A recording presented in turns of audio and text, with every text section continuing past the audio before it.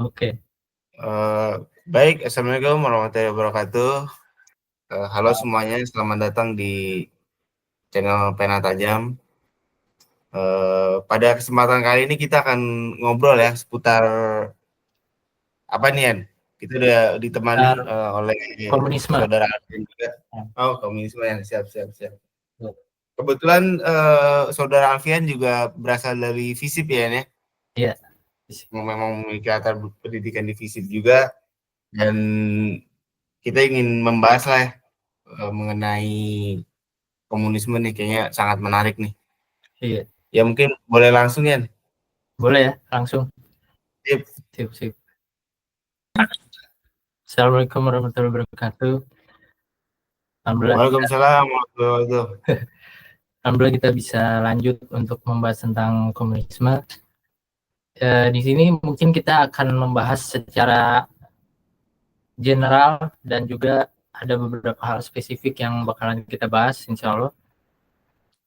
Ini berjudul Komunisme Sebuah Kritik, ya kan? Jadi, sebagaimana kita tahu, komunisme ini di Indonesia, khususnya di anak-anak muda gitu ya, sedang mengalami sebuah popularitas ya kan, atau mungkin bisa disebut sedang digandrungi oleh sebagian anak muda ya kan. Nah, termasuk diantaranya anak muda Muslim. Nah, ya kan. Tapi sebenarnya fenomena ini nggak sepenuhnya baru sih.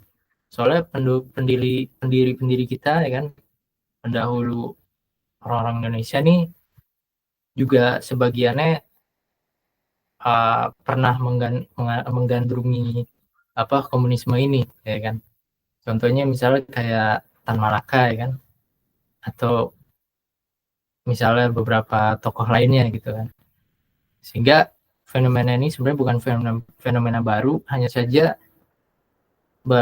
akhir-akhir ini ada semacam kayak budaya populer di internet ya kan, yang kan tren popularitas komunisme ini ya kan. Nah, tapi sebenarnya apa sih komunisme itu ya kan? Nah, mungkin kita bahas berdasarkan poin-poin ini kali ya. Kita insya Allah akan bahas asal-usul dan sejarah singkat ideologi ini, terus juga tokoh-tokoh utama, terus juga karir pentingnya, terus juga ide dasar dan asumsi filosofis yang mendasarinya ya kan, bisa tentang Tuhan, agama, terus pandangan tentang manusia, kebebasan negara dan moralitas. Mungkin nggak semua yang ada di sini bakal dibahas di contoh yang di bawah, tapi mungkin sebagian aja. Terus juga tujuan eksistensinya. Sebenarnya tujuan eksistensi ini sangat terkait dengan ide dasarnya sih. Jadi itu berkaitan lah. Nah, sebenarnya ide komunisme ini bukan ide yang baru ya. Mungkin seperti ente tahu bis, ide komunisme ini sebenarnya ide yang memang udah dipikirkan juga sama orang-orang sebelum Marx gitu ya. Dan tapi sebenarnya perbedaan antara mereka dengan Marx itu bahwa mereka nggak punya dasar filosofis materialistis seperti seperti Marx, dan juga tidak begitu terstruktur seperti komunisme gitu kan. Nah, ada beberapa ilmuwan yang mengaitkan komunisme di zaman dulu tuh dengan Mazdak ya kan. Mazdak bin Bamdad atau Mazdak bin Mahdan sebenarnya. Nah, di ini sebenarnya orang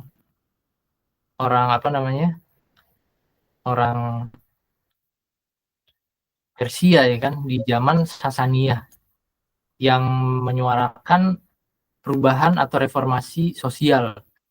Nah, reformasi sosial ini berupa penghapusan atas kepemilikan pribadi atau properti pribadi. Nah, ini mirip banget dengan komunisme yang si Marx ya kan. Nah, banyak sejarawan yang bilang bahwa dia ini merupakan proto-komunisme, tapi sebenarnya lebih tepatnya dia ini adalah komunalisme religius. Jadi dia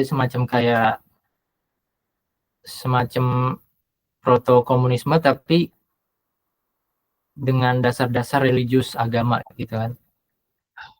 Nah, ajaran-ajaran Mazdak ini mencakup penghapusan hak milik pribadi, kritik terhadap hierarki sosial, misalnya mungkin pejabat-pejabat Sasaniyah ya kan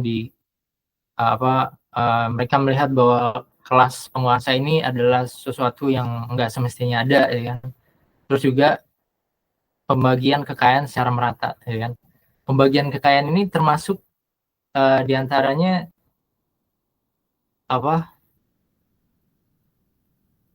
uang ya kan, uang, terus properti lainnya dan juga bahkan istri-istri mereka gitu kan di sebagian sumber. Nah, sebenarnya selain Mazdak ada juga kelompok-kelompok yang menyerupai proto-komunisme ini ya kan, atau bisa disebut sebagai komunalisme religius. Misalnya kayak komunitas sekte Esseni Yahudi kuno yang menolak kepemilikan pribadi dan mempraktikkan bentuk kolektivisme religius. Geza Vermes mencatat bahwa para Esseni menyerahkan semua harta milik pribadi mereka pada komunitas dan tidak memiliki properti pribadi. Ya. Nah, selain itu juga ada beberapa komunitas keagamaan lain seperti biarawan Buddhis dan Theravada, biarawan Buddhis Theravada dan Mahayana yang juga memiliki ide yang sama.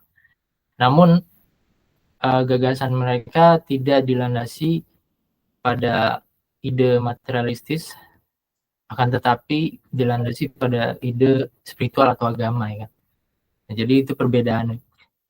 Jadi sebelum proto-komunisme ini ada beberapa kelompok-kelompok yang memang memiliki ide yang sama atau yang mirip dengan komunisme. Nah, kemudian kita masuk ke proto-komunisme ya kan. Menariknya ada beberapa penulis mencatat beberapa gerakan Kristen yang pernah terjadi di abad ke-15 sebagai termasuk ke dalam kategori proto-komunisme ya kan.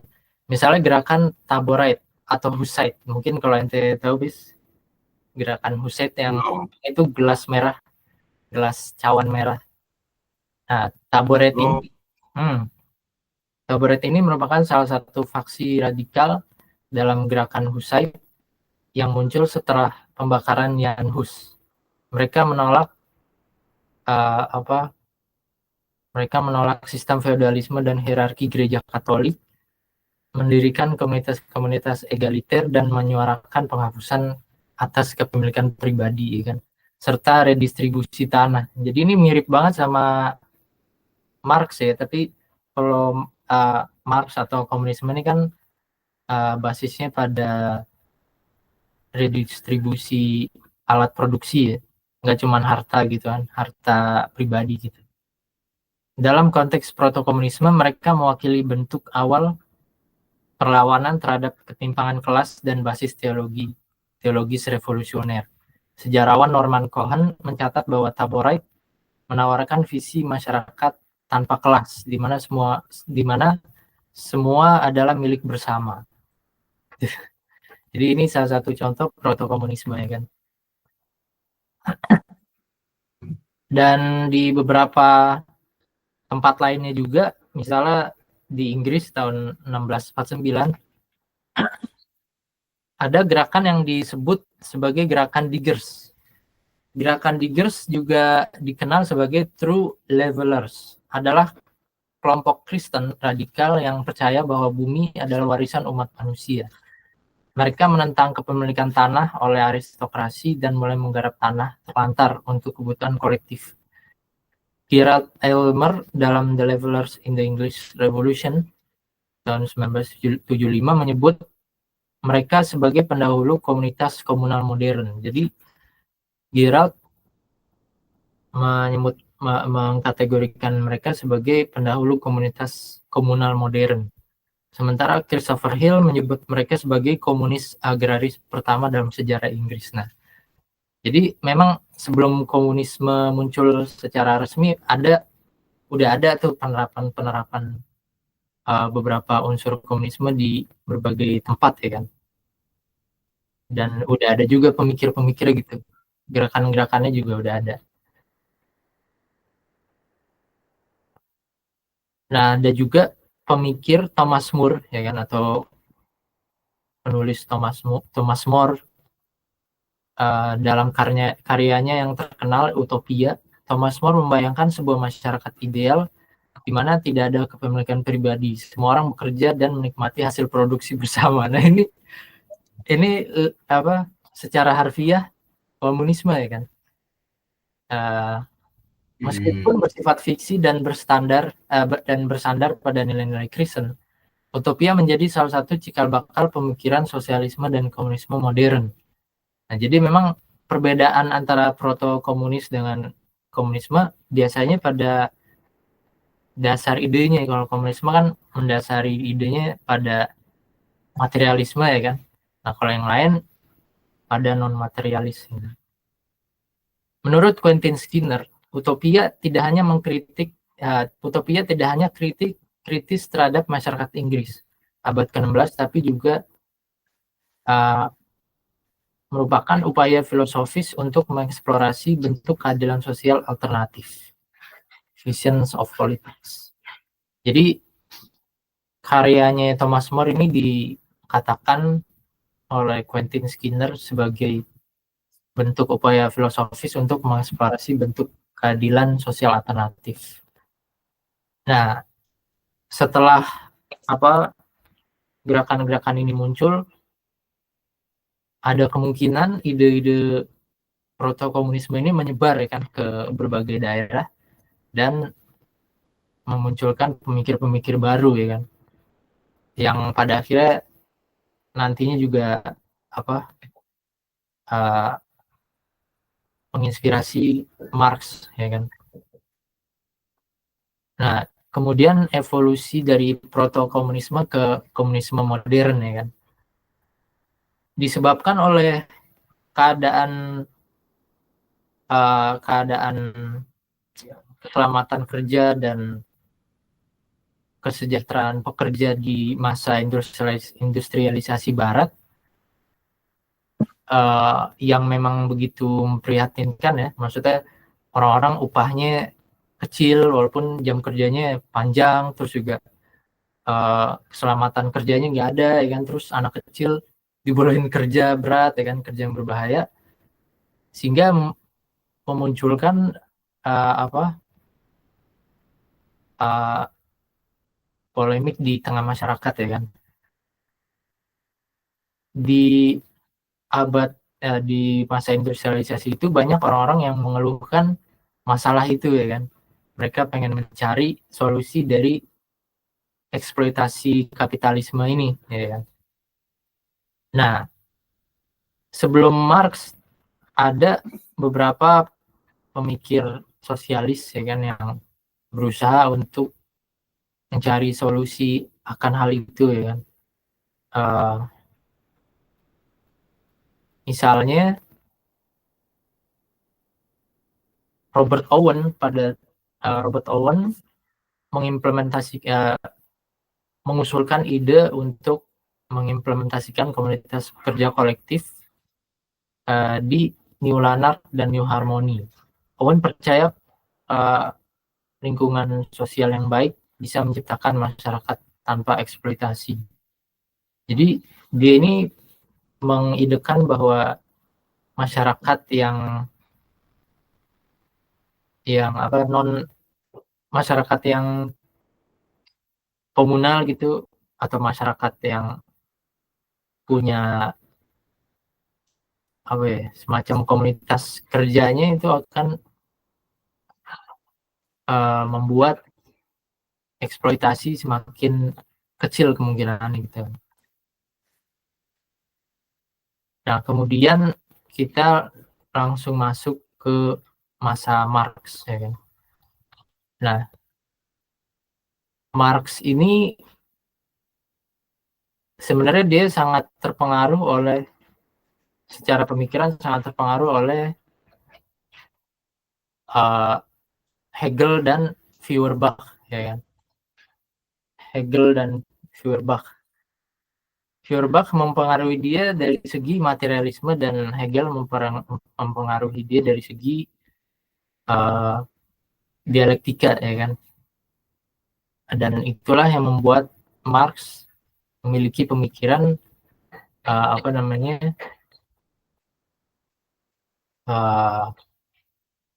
materialisme dialektik dan historical materialism, ya kan. Nah, kemunculan komunisme proper ini secara resmi itu di tahun 1848, ya kan, ketika Marx meluncurkan manifesto komunisnya, ya kan, Marx dan Engels. Nah, kemudian revolusi Rusia, ya kan. Revolusi Rusia ini ditandai dengan revolusi yang dilakukan oleh Lenin, yang memiliki karakteristik berdarah dan menghalalkan segala cara demi membuat atau mengubah negara Rusia menjadi negara komunis, ya. Revolusi ini pertama kali terjadi di tahun 1917, ya. Pada tahun 1917 tekanan rakyat memuncak, demonstrasi dan pemogokan massal menyebabkan pengunduran diri SAR. Pemerintah sementara dibentuk di bawah Alexander Kerensky, namun gagal menarik diri dari perang dan memenuhi tuntunan.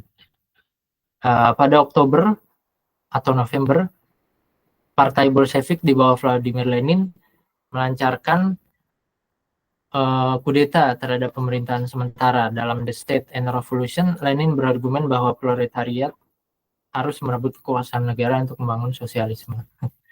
Jadi revolusi Rusia ini terjadi pada tahun 1917, ditandai oleh pemberontakan Lenin terhadap Tsar Rusia, ya kan. Kemudian revolusi ini terus berlanjut hingga kematian Lenin, ya kan. Kemudian tampuk kekuasaan dipindah ke tangan Stalin, dan Stalin sedikit banyak menstabilkan Uni Soviet lah, ya. Nah, kemudian revolusi di sejumlah negara lain, misalnya kayak revolusi Cina, Kuba, Vietnam, terus Korea, ya kan, dan beberapa negara lain. Nah, ini kurang lebih asal usul dan sejarah singkat. Nah, sebenarnya dari mana Marx mendapatkan ide komunisme ini, ya kan? Sebenarnya ide komunisme ini terinspirasi dari beberapa orang sosialis, ya kan, seperti tadi disebutkan. Cuman secara spesifik memang belum terlihat, gitu kan. Sepertinya ide komunisme ini memang muncul dari perenungan Marx sendiri, ya kan. Nah, kemudian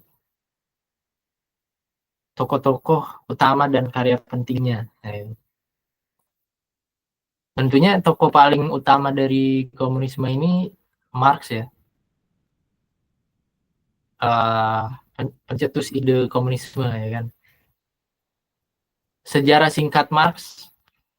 Karl Marx lahir pada tahun 1818 di Trier, Jerman, dari keluarga keturunan Yahudi Ashkenazi yang kemudian beralih ke keyakinan Luteranisme, ya kan, atau Protestan. Ia belajar di Universitas Bonn, kemudian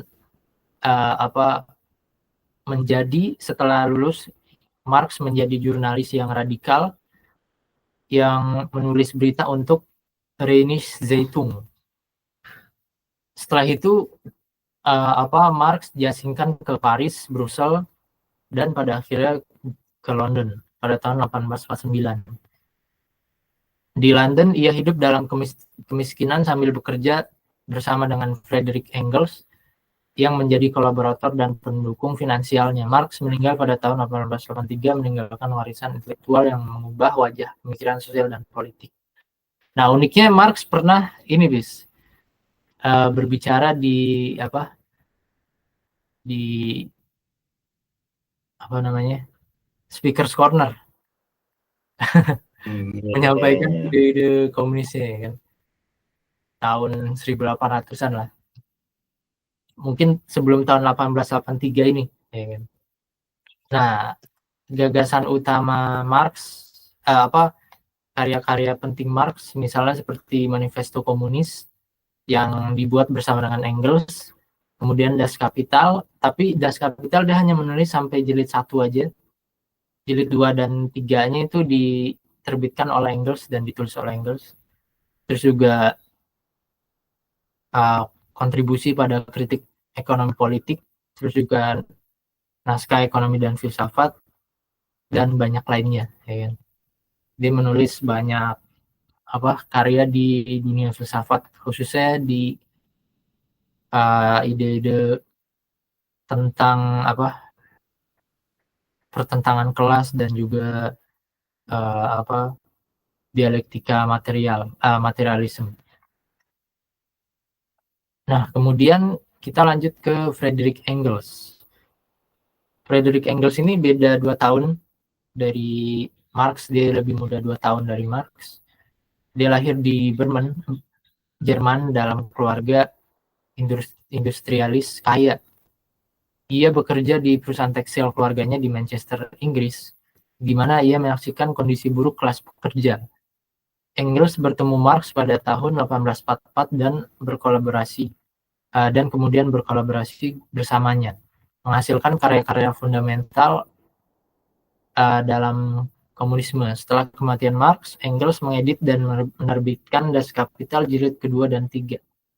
Ia meninggal pada tahun 1895. Berarti sekitar lebih dari 10 tahun dari Marx ya.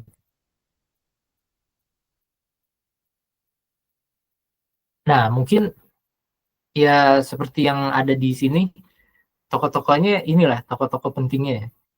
Tokoh-tokoh penting dari komunisme kurang lebih ini ya kan. Cuman kalau kita kaitkan dengan Indonesia, mungkin salah satu tokoh penting mereka ada yang namanya Semaun ya kan. Yang lahir pada tahun 1899 ya kan. Semaun ini adalah pendiri Partai Komunis Indonesia ya kan, pada tahun 1920 dan ketua pertamanya. Walaupun begitu, Semaun aktif dalam Sarekat Islam sayap kiri. Semaun diasingkan ke Belanda pada tahun 1923 oleh pemerintah kolonial. Setelah kemerdekaan Indonesia, ia kembali namun akhirnya menetap di Uni Soviet hingga meninggal pada tahun 1971. Dia komunis banget ya, komunis banget. Karya-karya penting Semaun antara lain Penuntun Kaum Buruh, Panduan Perorganisasian Buruh, dan Kolonial Vraagstuk and the Revolutie, Analisis Masalah Kolonial selama Pengasingan, dan beberapa karya lainnya. Memang Semaun ini lebih tidak dikenal dibandingkan DN Aidit ya. Padahal Semaun ini pendirinya, pendiri Partai Komunis. Nah, kemudian kita langsung aja lanjut ke bahasan utama kita ya kan. Bahasan utamanya, kurang lebih inilah bahasan utamanya. Dan ini sebenarnya poin dari kenapa kita bikin pembahasan ini ya kan. Nah, komunisme ini dia secara worldview dia mendasari pandangannya berdasarkan materialisme dialektis dan juga materialisme historis ya kan. Nah, apa sih materialisme itu? Materialisme itu adalah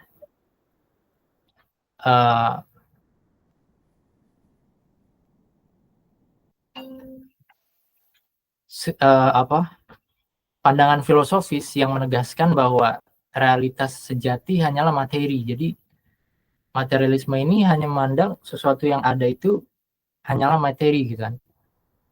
Segala yang ada termasuk kesadaran, pikiran, dan perasaan manusia dianggap sebagai hasil dari interaksi material. Jadi selain sesuatu yang materialistis itu dianggap sesuatu yang nggak ada gitu kan, atau sesuatu yang hanya ada setelah berinteraksi dengan materi.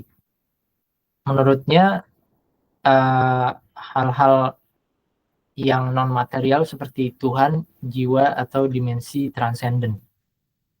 Dalam tradisi Marxis, bentuk materialisme yang digunakan adalah materialisme filosofis, sebagaimana yang diwariskan oleh para pemikir seperti Demokritos, yang kemudian dikembangkan oleh Feuerbach, yang banyak memengaruhi Marx. Nah, jadi ini dasar dari pemikiran komunisme, ya kan.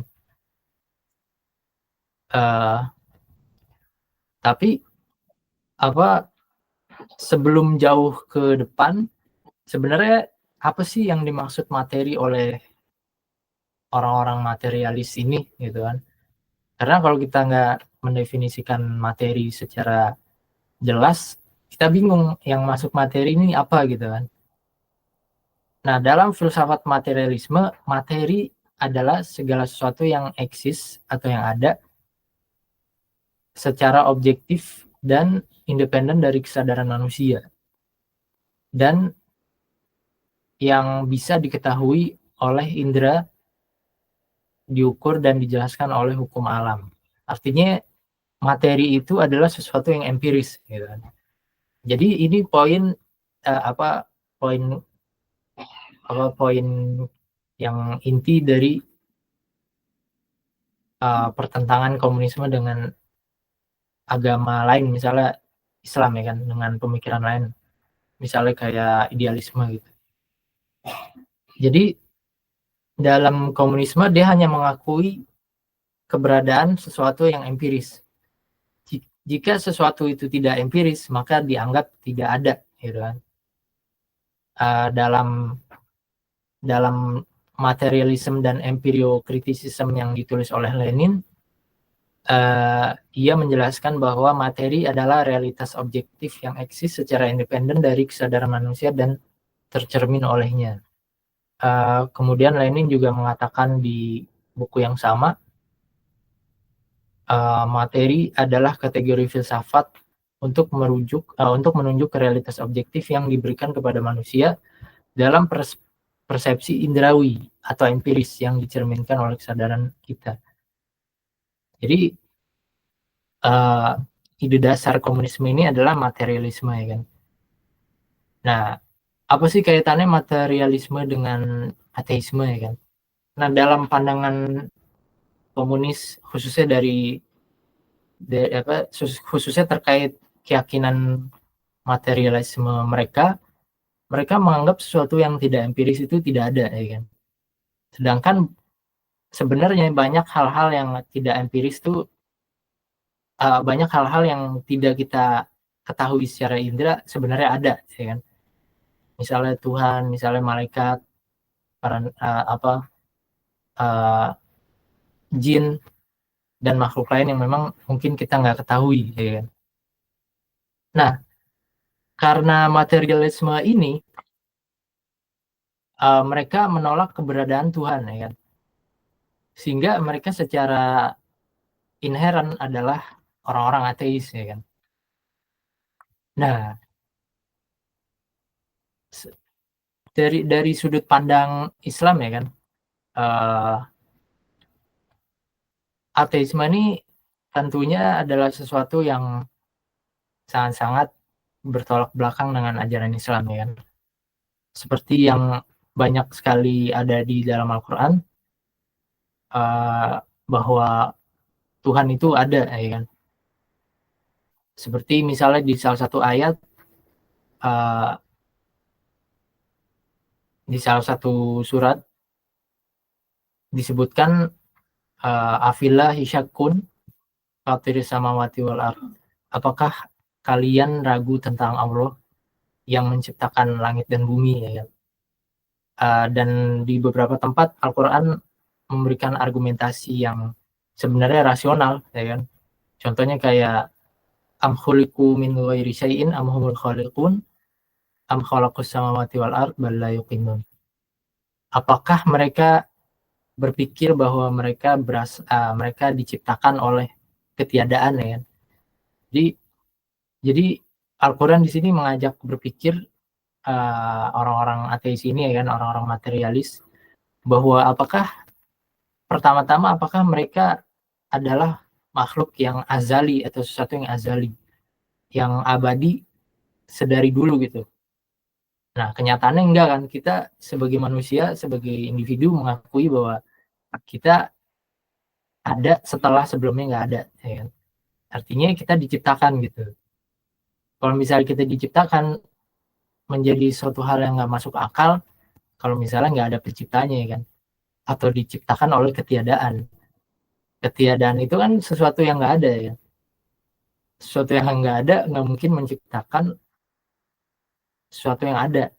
Sama seperti misalnya kita pengen ngasih 50.000 ke orang lain, misalnya kita nggak punya 50.000, ya kita nggak bisa ngasih, ya kan? Nah, ini sebenarnya bantahan terhadap ide komunisme ini, ya kan? Ide materialisme yang ada di komunisme ini, bahwa sebenarnya ateisme itu adalah sesuatu yang nggak masuk akal, ya kan. Bahkan uh, Ibnu Taimiyah pernah menyatakan di dalam Darut Ta'arud al-Aql wan Naql, Nabi SAW tidak menyuruh satupun dari makhluk kepada pengamatan empiris sebagai titik awal keimanan, dan tidak pula sekedar mengakui adanya pencipta, kan, tapi perkara pertama yang beliau suruhkan adalah kepada dua kalimat syahadat. Beliau memerintahkan hal itu kepada para sahabat, dan ini merupakan kesepakatan para imam dalam agama dan ulama kaum muslimin. Nah, jadi dalam Islam pengakuan terhadap adanya Tuhan ini adalah suatu hal yang fitri, ya kan, suatu hal yang diketahui secara asal. Jadi untuk mengetahui Tuhan ini kita nggak perlu mikir panjang-panjang, ya kan. Kita langsung tahu bahwa Tuhan itu ada, ya kan. Dan salah satu bukti tekstualnya atau bukti nas agamanya itu adalah bahwa Nabi SAW nggak pernah mengajak orang untuk mengakui oh iya ada Tuhan gitu kan, tapi langsung mengajak orang untuk beribadah kepada Tuhan. Nah, dari sisi ini juga orang-orang komunis ini memiliki konflik dengan Islam gitu kan. Mereka menganggap peribadahan kepada Tuhan itu sebagai suatu hal yang membuat mereka kehilangan potensi menikmati memiliki kehilangan untuk mengeluarkan potensi maksimal gitu. Jadi menurut mereka ketika orang beragama gitu kan, orang itu akan mendapatkan ketenangan dan kebahagiaan yang semu katanya, karena nggak ada pelarian lain dari penderitaan di dunia kerja selain agama katanya gitu kan. Sehingga mereka orang-orang komunis ini mikir bahwa agama ini adalah suatu hal yang bersifat candu, ya kan, atau seperti narkoba gitu. Dia bisa memberikan kesenangan secara cepat kepada orang-orang, sehingga secara berangsur-angsur harus dihilangkan, ya kan, kata mereka, agar orang-orang bisa mendapatkan kesenangan dan kebahagiaan yang sebenarnya, yaitu kesenangan material. Nah, ini juga sisi dari pemikiran komunisme, ya kan. Nah, jadi itu karena materialismenya komunisme membuat mereka menjadi ateis, ya kan. Nah, kemudian kaitannya dengan revolusi berdarah, ya kan. Jadi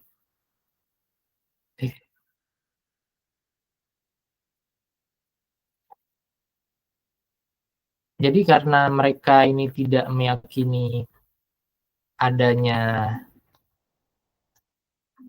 moral, ya kan, berdasarkan prinsip materialisme mereka memandang cara itu bisa mereka memandang tujuan itu menjustifikasi cara, ya kan. Artinya kalau kita mau nyampe ke suatu tujuan, bebas caranya apapun, ya kan. Sehingga mereka nggak pikir panjang untuk melakukan revolusi berdarah. Itu dia.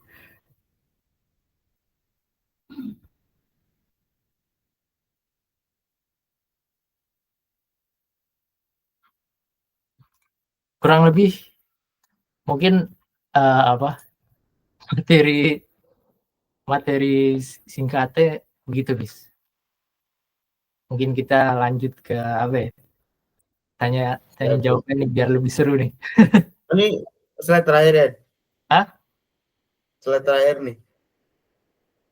Ya mungkin kita sampai sini dulu aja kali ya. Oh iya. Sip. Mungkin Menarik nanti sih.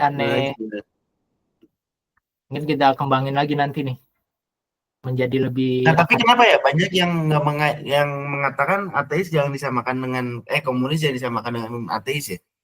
Sering kan ente dengar termasuk dari tokoh-tokoh kayak pokoknya suka dengan komunis lah gitu. Iya. Kenapa?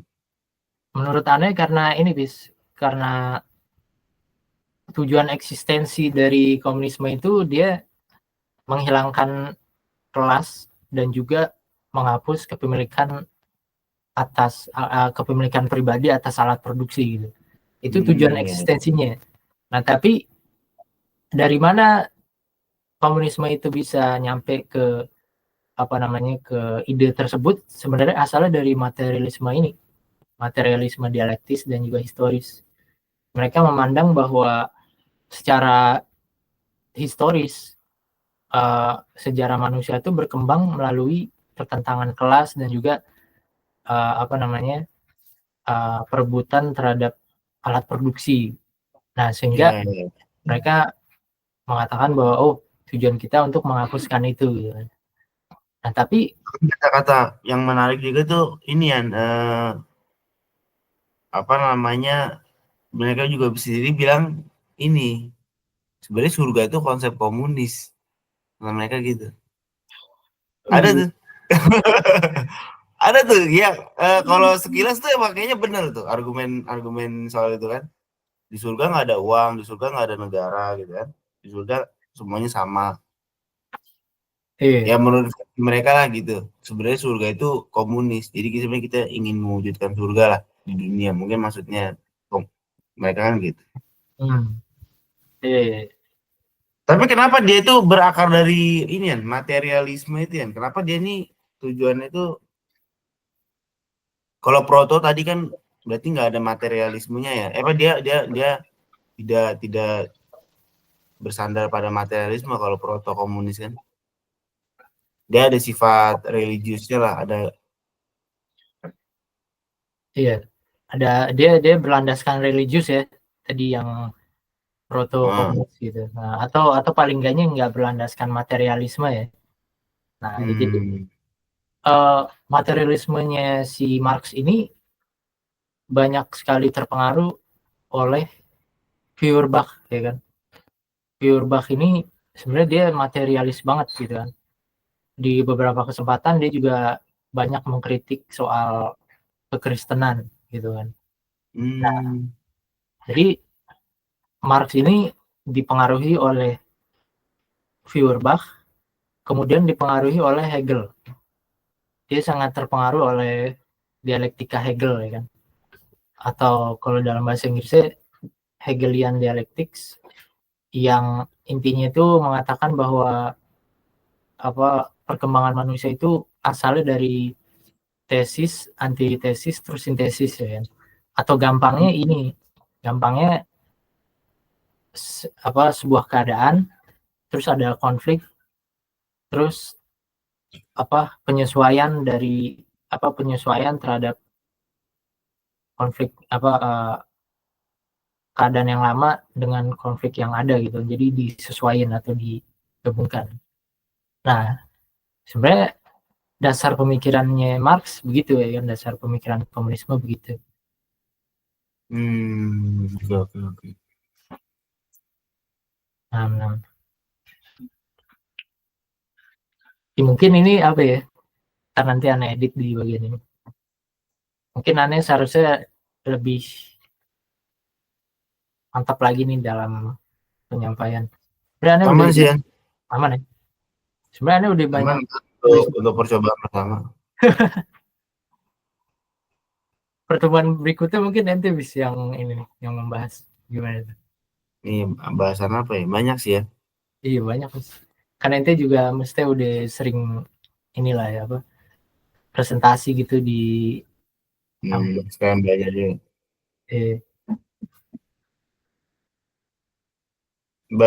Kemudian berikutnya apa nih? Jadi memang nanti ujungnya memang komunis nggak ada negara ya bagi dia ya.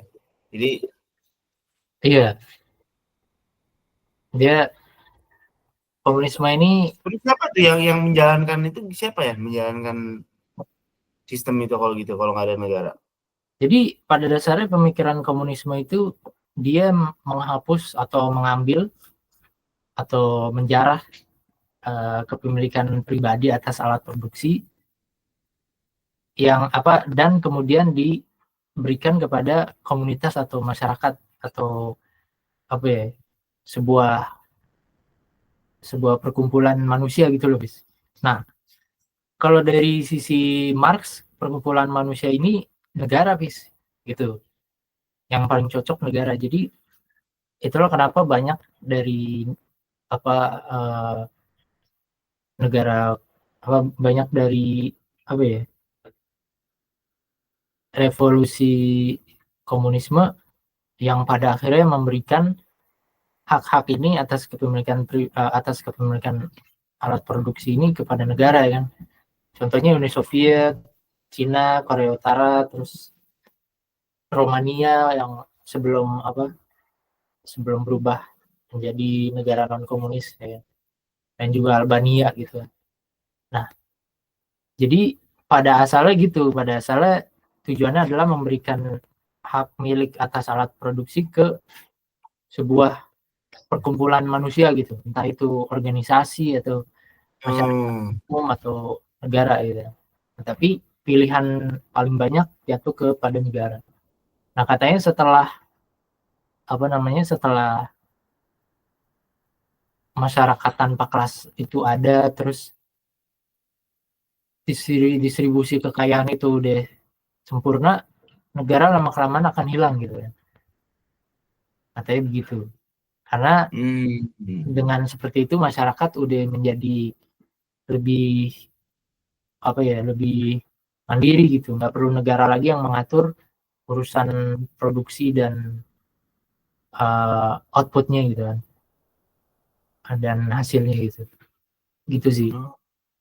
Nah tapi kenyataannya kan nggak pernah tuh komunisme ketika diterapkan sampai pada tahap negaranya hilang, tapi stuck di tahap negaranya ada dan menjadi totalitarianisme ya kan.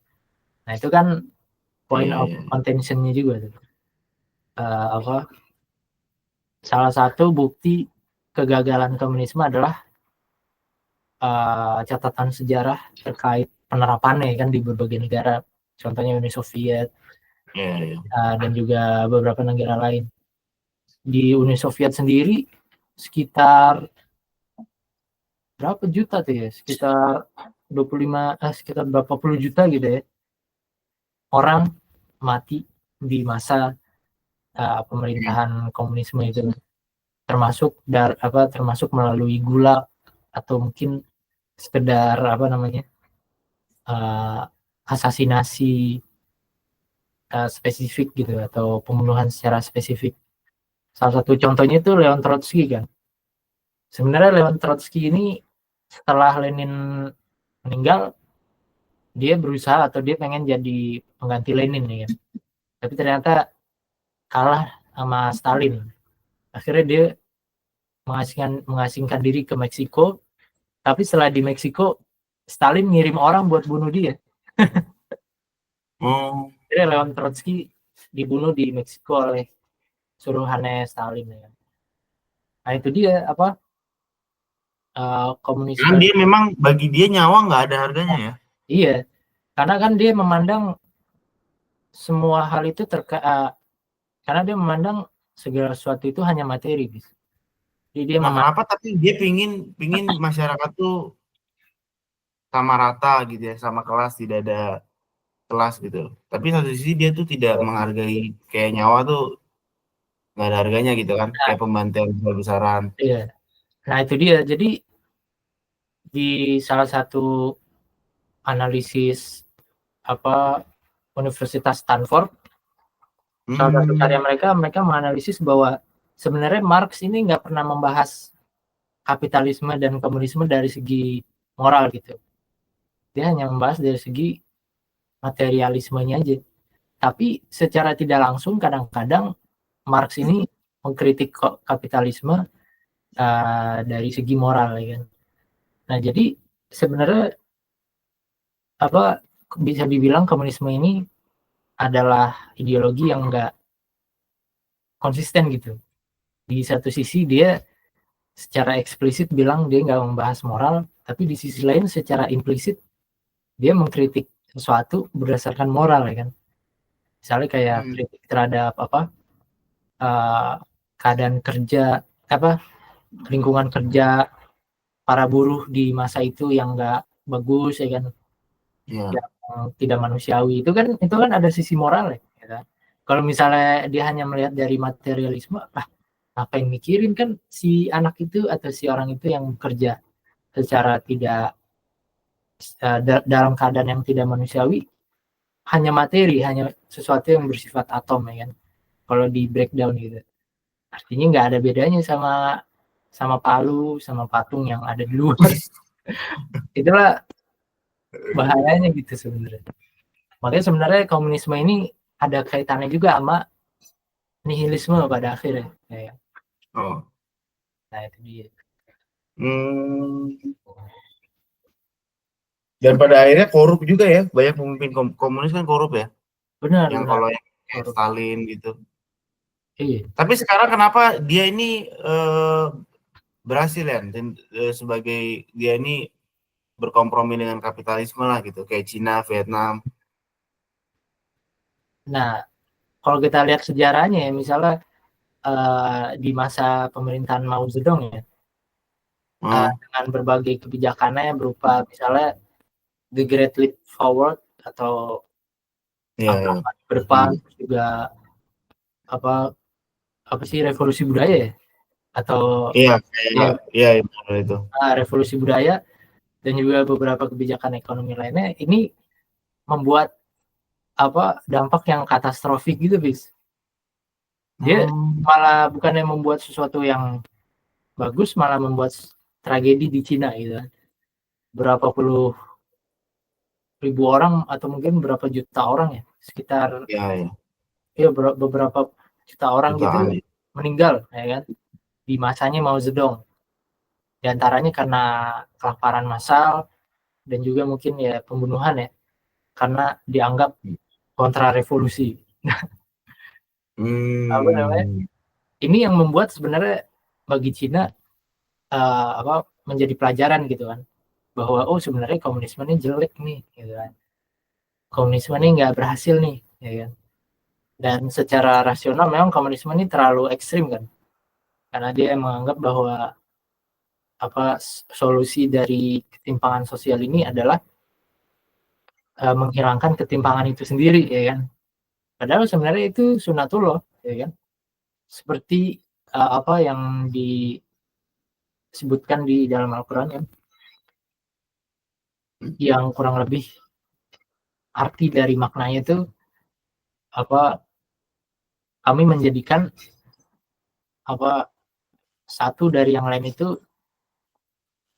menjadi lebih tinggi atau lebih rendah, supaya yang lebih rendah ini bisa bekerja untuk yang lebih tinggi gitu kan, untuk Iya, menghasilkan iya, iya. Iya, sebuah masuk akal sih. hmm, Masuk akal. Tapi Islam tidak setuju dengan kemiskinan ya, Nek? enggak, jadi Islam itu menawarkan solusi yang sangat-sangat seimbang, Fis. Jadi Iya, iya, kita iya. mengakui kepemilikan atas Pribadi. alat produksi, ya, kepemilikan pribadi atas alat produksi, ya kan.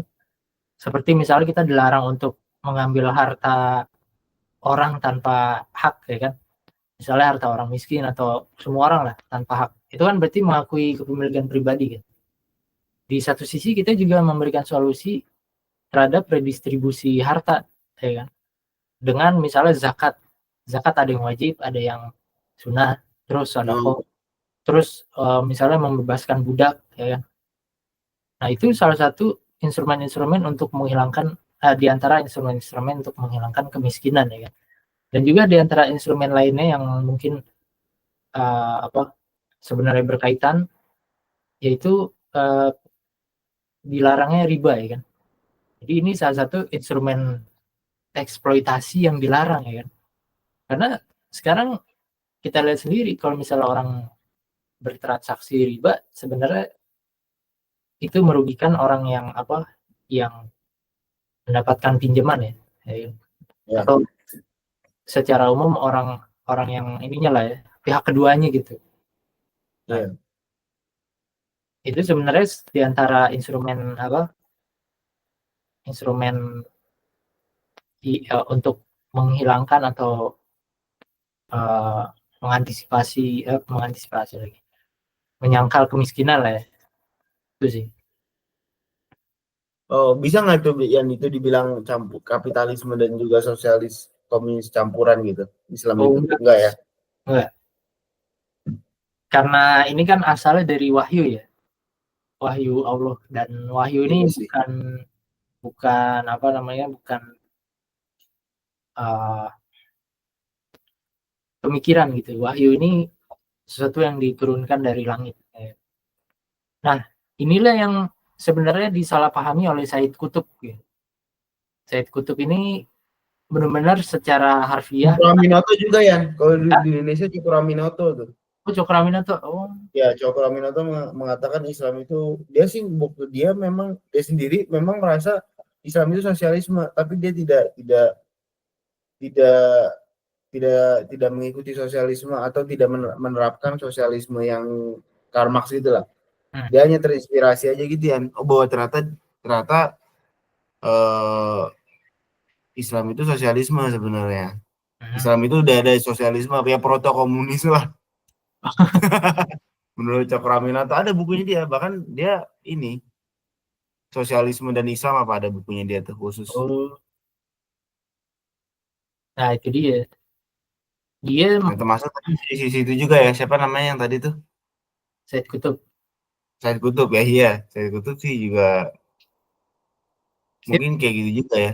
hmm, dia bahkan secara harfiah mengatakan bahwa komunisme itu eh, gabungan antara Islam itu gabungan antara komunisme dan kekristenan, kata dia. Lah, Iya, tapi iya, iya. sebenarnya sebenarnya ini sih apa, logis sih. Kenapa dia mikir gitu logis, maksudnya karena dia kan 15 tahun masuk partai komunisme ya, partai sosialis komunis Oh, di di Mesir gitu. Baru dia, setelah dia tahun, jurnalis ya, Nek? ah, Dia jurnalis nggak sih? dia Dia tuh setelah Hasan Albana ya, memang apa ada lagi sebelum sebelum dia? jadi ini kan dia dia bergabung dengan Ikhwanul Muslimin setelah apa, dia 15 tahun minum dari komunisme gitu. Minum Oh, dari iya telaga pantas banyak yang komunisme. bilang ini ya, memang dia terinspirasi ya. Iya, dia benar-benar sangat-sangat terinspirasi dari komunisme.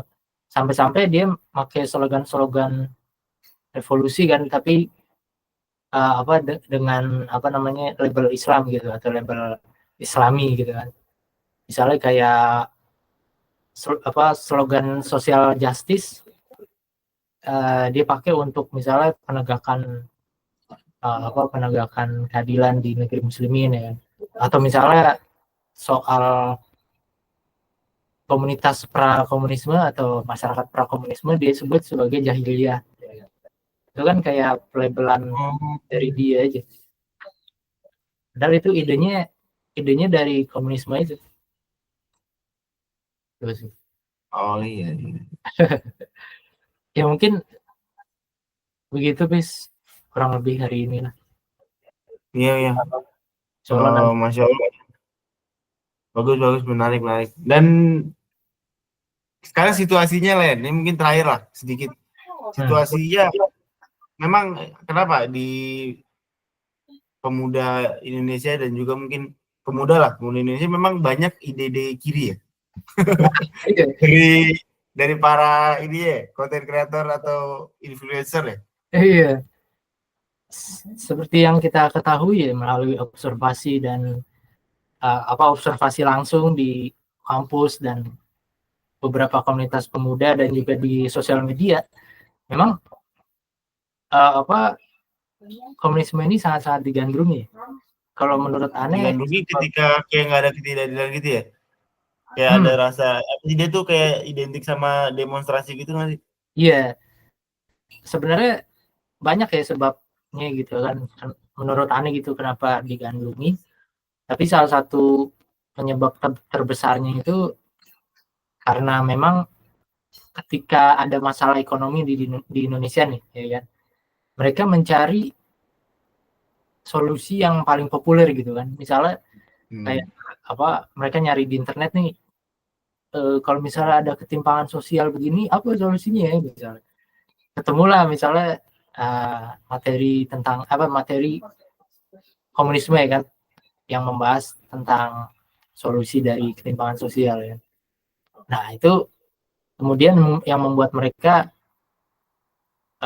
menginternalisasi beberapa ide komunisme di dalam diri mereka kan. Nah selain itu di media sosial juga marak tuh kan konten kreator dan juga ide-ide komunisme yang disebarluaskan ya kan. Ya misalnya contohnya kayak Adit lah ya, Adit yang itu tuh yang mereview buku ya kan. Terus juga udah mulai ada yang ini ya. Jadi ada juga kalau biasanya kalau setiap 30 September itu pada ini loh, pada memfokuskan tidak hanya lagi di 30 September tapi setelah itu dari 65 sampai 66 pembantian PKI gitu loh. Yang menurut mereka itu adalah ulahnya orang-orang kapitalis. Orang-orang kapitalis inilah yang sebenarnya kejam. Karena sih sebenarnya kalau mau kita fair, ya sebenarnya dua-duanya kejam gitu kan. Yeah. Dalam hal itu masuk akal sih ketika misalkan peristiwa G30S itu dilakukan oleh PKI ya kan sebagai komunis, dan waktu itu juga udah ada ini ya, udah ada rencana angkatan kelima kan yang dari Cina juga didukung oleh Cina. Dan ya udah gitu, maka CIA mencegah gitu loh ya. CIA mencegah dengan membantai PKI gitu, PKI. Walaupun kita mungkin nggak membenarkannya ya, sebenarnya pembantaian itu ya, karena Anda sendiri juga sebenarnya juga nggak setuju sih gitu loh, ketika orang-orang yang istilahnya itu simpatisan PKI dibunuh gitu. Karena kalau kata Sarwo Edi Wibowo ya, salah satu jenderal ya, waktu itu yang melakukan eksekusi tersebut, karena kalau kita nggak dibunuh, ya kalau kita tidak membunuh kita dibunuh. Itu menurut dia. Jadi saling apa ya? Saling ini aja sih, salingnya politik lah gitu kan sebenarnya. Itu sekarang mulai banyak orang-orang yang mungkin dia kiri ya, orang-orang yang pro kiri itu udah kita nggak usah fokus kita inilah harus akui gitu kesalahan negara gitu loh atas pembantaian PKI gitu. Dan seakan-akan bahwa PKI ini korban gitu kan. Ada usaha itu kan beberapa tahun belakangan bahwa PKI adalah korban. Iya. Gimana tuh? Kalau menurut Ete gimana tuh secara singkat itu mengenai itu? Kalau menurut aneh ini sih bisa dilihat dari dua sisi ya.